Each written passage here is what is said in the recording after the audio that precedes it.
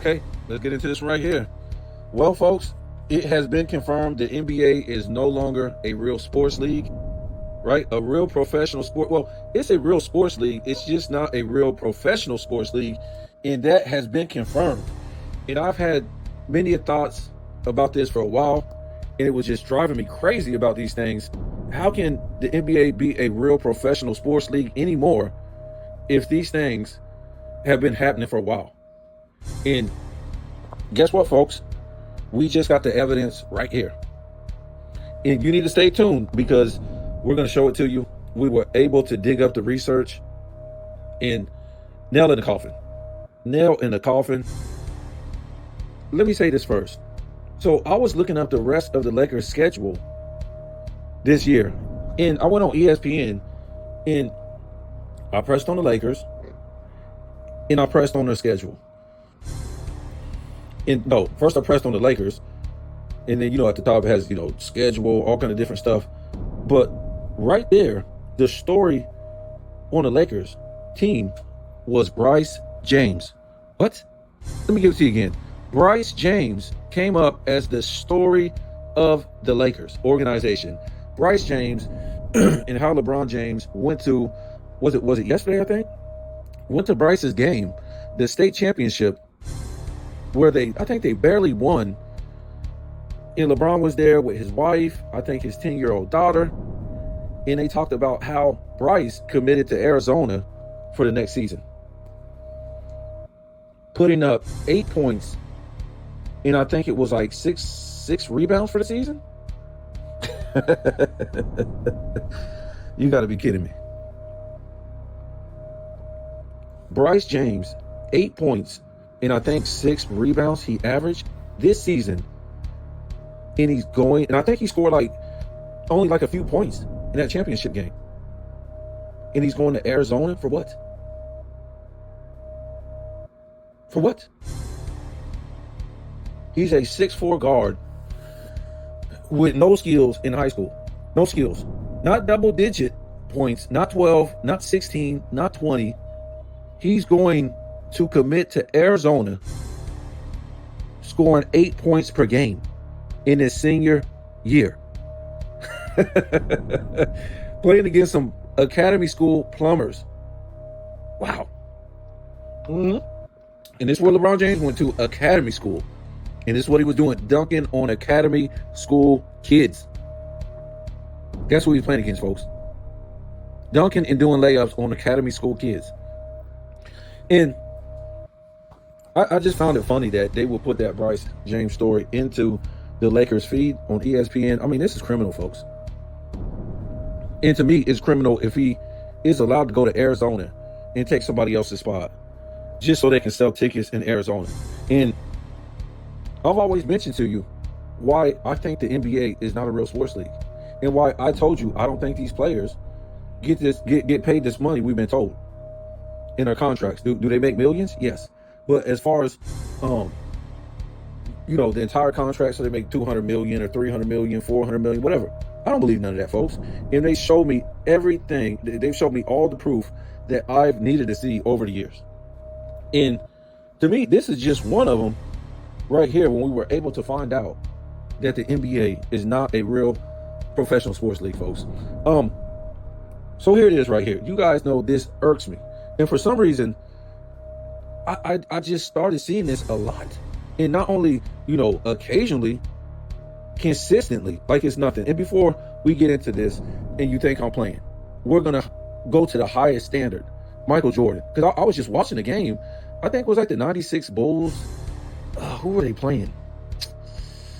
Oh, man. I want to say it was the Atlanta Hawks. Yeah, it was Atlanta Hawks in 96. And I think it was in March. They were playing against the Atlanta Hawks. Was it, I want to say it was, no, it could not have been, because the playoffs don't start until April. So I think it was a regular season game. And they were playing the Hawks. And, I remember Christian Laettner on that team. And they called Michael Jordan for, a carry or a travel? I'm sure it was a carry. And they called him for an offensive foul. This was all in the first half, folks. And to me, it really didn't even seem like nothing to me back in the day, because I never missed a Bulls game, basically from 88 all the way until 98. always watched every Bulls game, and everything else was on the back burner if the Bulls were playing, and they usually played in the evening, so it was no problem. But back then, when they were calling Michael Jordan for carrying, palming, offensive foul, pushing off, maybe traveling, these type of violations, it was what it was. Yes, Michael Jordan did get mad sometimes because he felt like they were wrong. Maybe they looked at it wrong. But 9 times out of 10, he just walked away because they were probably right that he did do those things. But they called it on Michael Jordan. They weren't scared to call it on Michael Jordan because it was Michael Jordan. Or any other players, Scottie Pippen, whoever it was, Ron Harper, Tim Hardaway. They called it on all these guys consistently. If you watch a whole game back in the 90s, they will call carry and travel and offensive foul, defense, all this stuff. All the rules, they will call it because that's what they're there to do. They're there to, uphold the game at the highest level. If they didn't call it on Michael Jordan, Michael wouldn't be happy because he couldn't say nothing if they didn't call it on Michael. That means they couldn't call it on Tim Hardaway or Chris Mullin or Magic Johnson or James Worthy. So Mike would have nothing to cry about or get mad about if they didn't call it on him. And that's why he didn't get mad a lot of times, because they were upholding the standard. And trust me, he appreciated that, because if he did it wrong, somebody else was going to be called for it wrong. Just like if somebody else did it wrong, they would call it if he did it wrong. That was the standard back then. Now, were they perfect? No, I'm not trying to say they were perfect. Weren't perfect at all. But what's going on in the NBA today, and I'm going to show you, is just past ridiculous, folks. And this really caps it off and told me that this is not a real professional sports league. And we'll get into what that means in a minute. But I punched this up on Google. Why are NBA players today allowed to carry? I was just wondering, folks, because you know that irks me. Every single dribble, let's just say 8 out of 10 dribbles they take, they put their hand under the ball and carry it. Up and down, they put their hand under the ball. Right in front of the ref, and he don't call it. And now it done transition to college. And I'm like, well, if that's not called as a violation from off top, how can we go any further when they don't even know how to dribble?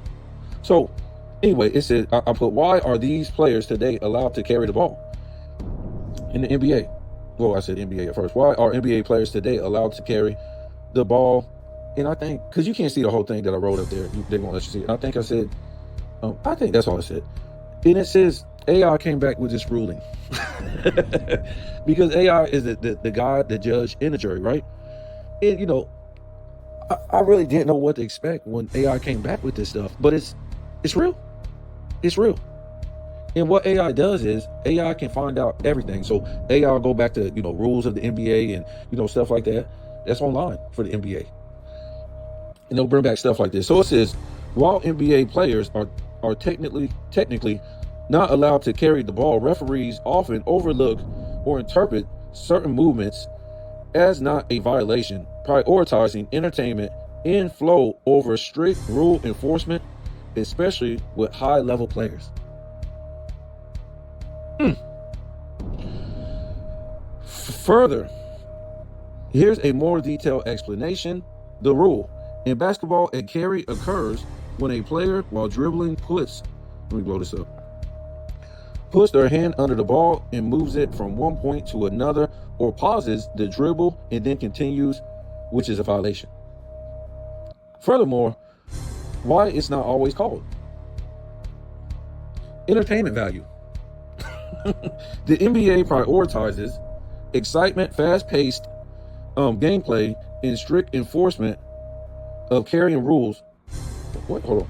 The NBA prioritizes exciting, fast-paced gameplay, and strict enforcement of carrying rules could slow down the game and potentially lead to fewer highlight reels in moments. Wow. Ref interpretation.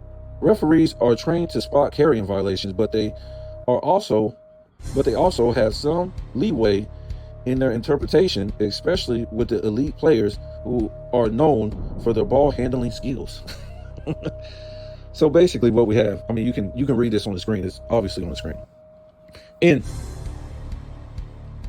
So what they're basically saying, the NBA doesn't care if these guys carry the ball. And why? I mean, the referees have been trained to not give a damn if they carry the ball 8 out of 10 times they dribble, because of the entertainment value.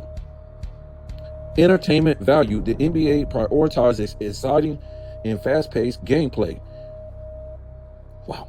So basically, they're saying, in a nutshell, they let these guys carry all the time, all game, just about every dribble, because if not, and when I say not, if they had to dribble the ball like past eras, the 2000s, the 90s, the 80s, the 70s, the 60s, the 50s, the scoring would go down. Maybe in the 90s, folks. In the 90s. And these guys would not be looking as good as what they look, even though they don't look good to me. Or what ESPN and Fox and all these dummies are trying to convince you what these guys are. That's the fact of the matter, folks. So basically, these guys, they're telling you that these guys are making record-breaking contracts, never seen before. Literally, nobody's watching this trash. It has the lowest ratings, well, the 2020s has the lowest ratings in NBA history, which nobody ain't buying this era. Nobody's watching it. Nobody cares. Nobody cares about all these international players.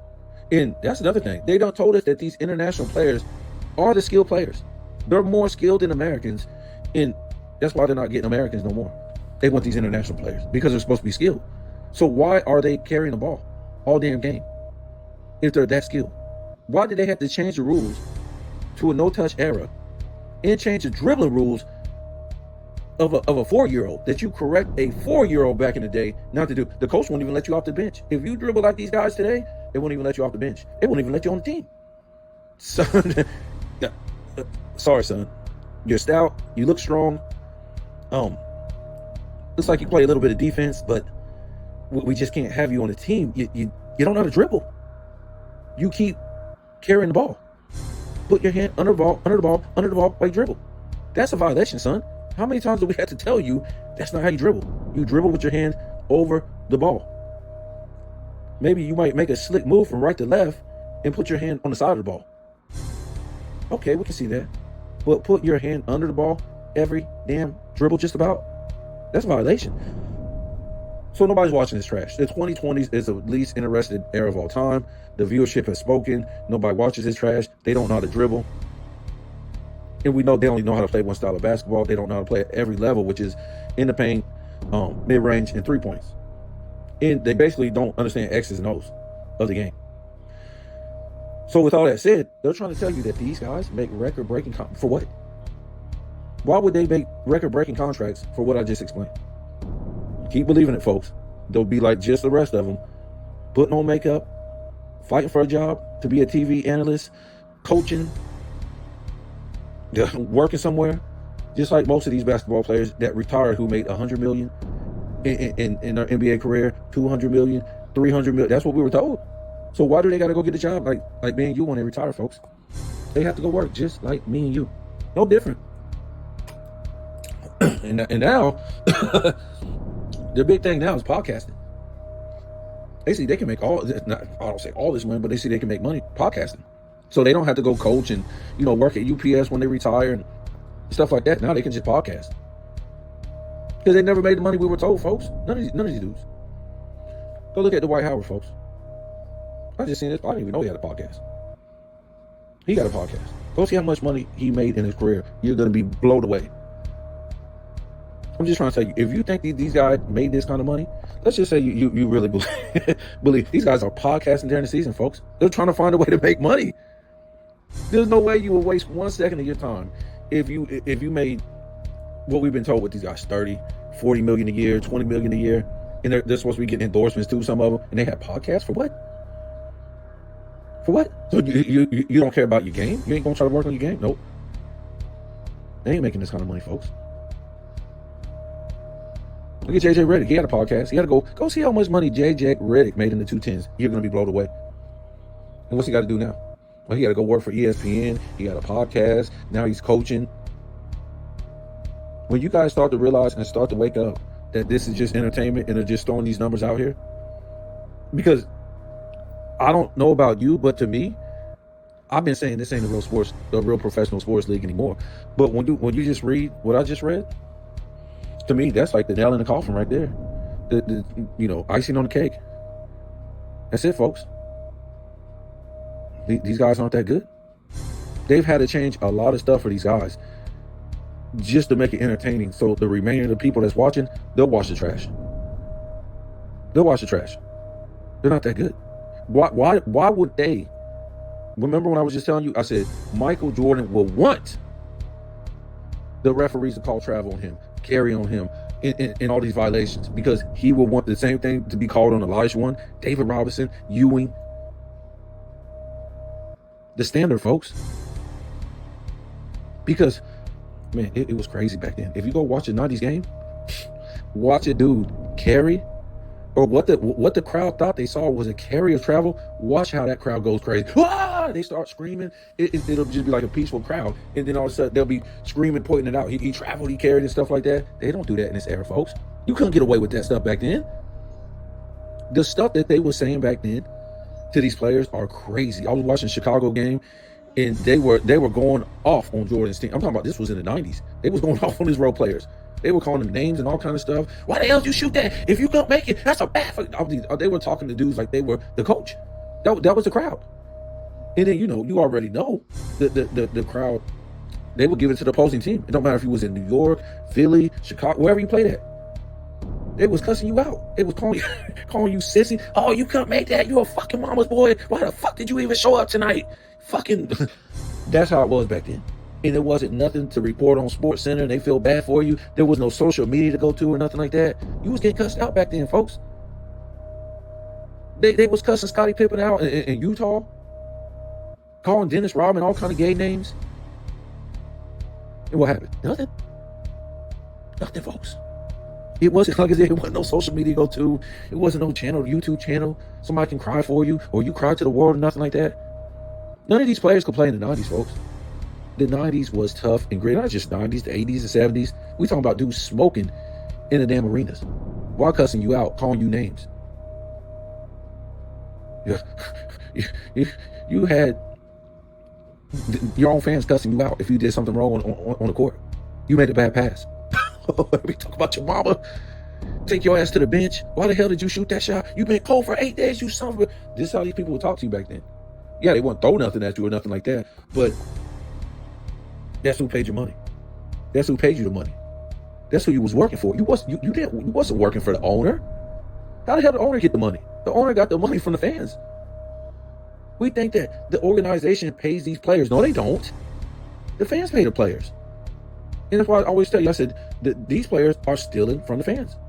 And then second, the organization is when they don't show up, they don't play, they don't give no effort, they don't want to be held to a standard like the past eras. That's why I say, why do they even put 90s players, 2000 players, any other era in their mouths with the 2020s? Now, I would have to go back and look at the 210s and see if these violations were not called like this. But this is just horrible. But yeah, this just confirms it for me. This ain't no real sports league, folks. It ain't. No way. And we can go on and on, about I don't think they make this kind of money. Yes, I think they make millions, but not, the contracts we've been told. You gotta get these guys $1 million just to play an in-season tournament. For what? If you make 60, 50, 40, 30, 10 million, $1 million after taxes is toilet paper money, folks. And they're trying to tell you they're not doing this for the fans. They're not trying to play these tournaments for the fans. They don't even want to play them in the first place. And like I said, I think they're slacking off. They're not doing certain things. They're not playing with effort. They don't want to play basketball on the whole level, on the 3-tier level as far as mid-range, paint, and three, because I don't think they make this kind of money. Why would you make the game easier for people who are getting paid record-breaking contracts? It would be the opposite. You're giving them, because they're getting paid less money, you're making them play a lesser game. I mean, come on, man. I know it's a rabbit hole. I know it sounds like the biggest, thing you ever heard, but I don't believe it. I was wondering how ESPN, they don't fire everybody. We got WNBA women calling games now. We got a whole bunch of dudes we never heard of. But and they don't fire all the good people at ESPN, but they can get the NBA billions of dollars? How though? How are they making any money in advertising when nobody's watching this trash? So how are they making any money? I don't understand. So unless it's a tax write-off, probably a tax write-off. I don't know. I'm not sure. I mean, TNT couldn't even afford to give them that money they wanted because TNT was losing money. Ain't nobody watching that shit on TNT like they used to. They brought all these international players in, and guess what? Nobody cares about them. Nobody cares about them. You said they was the most skilled of all time, and you can see what they do now. They had to change the game and let these guys literally break the rules so they can play NBA basketball. So they can play. Well, they it's not a professional league no more. It's not. And to me, you can think whatever you want to think. Any player playing in the 2020s, they'll never be. Even I see Steph Curry doing the same thing. None of these guys, to me, they'll never be in the top 25 to me. Nope. See, we can change the style of play. That's one thing. But when they don't have to abide by the same rules as far as, carrying, traveling, offensive foul, defensive foul, and they've been doing that too. You don't call LeBron James for offensive foul or nothing like that. So there's no officiating. Dude, these guys can't even get a ball that went out of bounds right. They got replay, folks. Back in the day, these were I'm gonna ask you a question. Look at these referees today. Do these really look like referees to the guys that watched, 90s basketball, maybe 2000s, 80s? No, folks. You couldn't run up in a referee's face like that. You better do it in 3 seconds to get the hell out of his face. And you definitely couldn't, go up and down the court with him like that. You definitely could be getting at him all game. Go ask Dennis Rodman. Go ask Rasheed Wallace. Go ask a lot of these players. I'm just saying. And then go back and look at the referees back in the day. They didn't have to have instant replay, folks. Their word was their word. They're the referees. They get paid to do a job. That's it. They get paid to call the rules, enforce the rules. That's it, folks. They don't need instant replay. That's their job. They don't need to be second guessed. These are for people who can't do their job. These referees in this era, so they need to be second guessed on something that they get paid for being a referee. We already talked about this. These aren't real head coaches. Head coaches don't coach this basketball we got today. And they don't let players do what they want, shoot how they want, just run the team. These aren't real. These guys are just happy to get a paycheck. They're not real head coaches. They're not, folks. Not Doc Rivers. None of these guys. Doc Rivers and whatever coach ain't no different than JJ Redick to me. They're coaching an NBA that is not a real professional sports league. And we should have known this. It's more soap opera than anything, folks. The men whine and cry. They're not built like men. Go look you can even go to the 2010's, it's crazy. But go from the 2000s all the way back. You're going to be blown away. Look at the size of these dudes compared to these dudes today. They're little and dinky and frail and woof. And we always tell you, LeBron's just another big dude back in the 2000s, the 90s, the 80s. He's just another big dude. Now he looks like a kid that should be in high school, and he's still in elementary school with little kids. That's what LeBron James looks like today. So I'm gonna go ahead and get off of here. But yeah, I mean, no, I would to me when I found out these type of things, and it just capped it off. They're more worried about entertainment and fast pace and all this stuff than calling the rules of the game. So if there's no more dribbling violations, it's not a real sports league to me, folks. And the real sports league, maybe to me, I always said the NBA died in 2012 when LeBron James went to the Miami Heat, and we talked about that. It was no pushback from the owners, the coaches, the players. Everybody just tucked their tail between their legs and didn't say nothing. But it is what it is. But today it's not a real professional sports league. It's a sports league. Let's don't misunderstand that. It's a real sports league. And yes, they're trying to tell you that these guys are making these record-breaking contracts to keep the value of the team, to keep the value of the merch, high, the popcorn, the ticket sales, the alcohol sales, the parking sales. Yes, they will tell you these guys make this kind of money just to keep those things up, because if they don't, bloop, the whole NBA will go down, folks.